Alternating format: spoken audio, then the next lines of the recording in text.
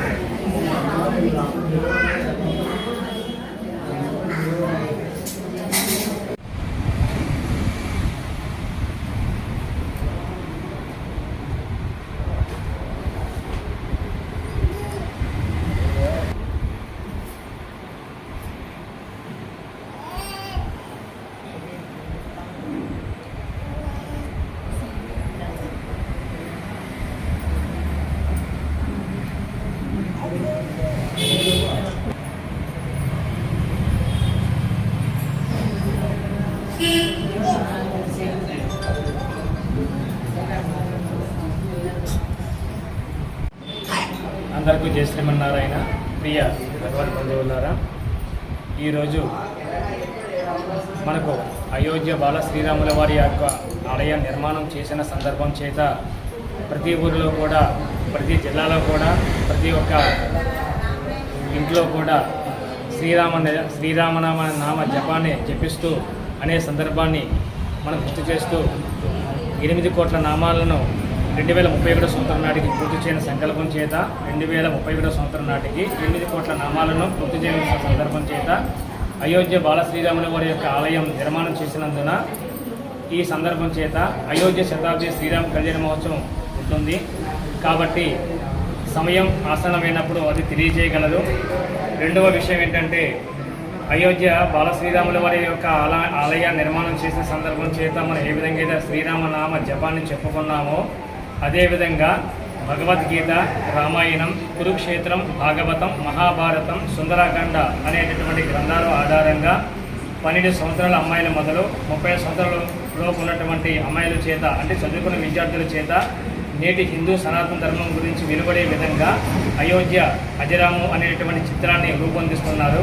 ఈ చిత్రం రానున్న కాలానికి హిందూ ధర్మం మీద ఉంటుందని తెలియజేస్తూ మీ అందరికీ మరొకసారి గుర్తు చేస్తూ సెలవు తీసుకుంటూ జై శ్రీమన్నారాయణ, జై శ్రీరామ్.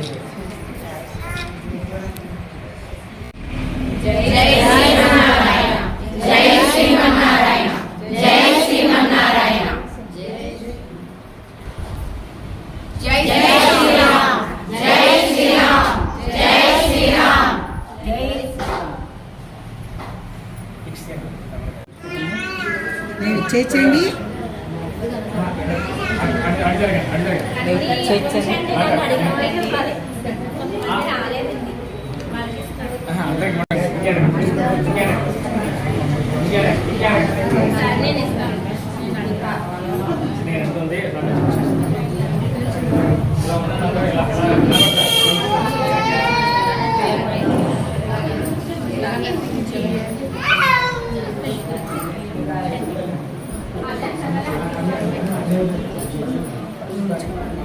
ప్రస్తుతానికి ఇలా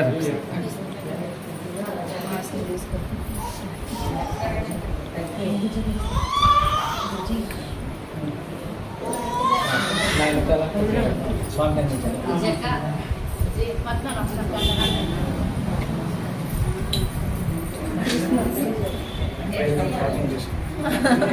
మళ్ళీ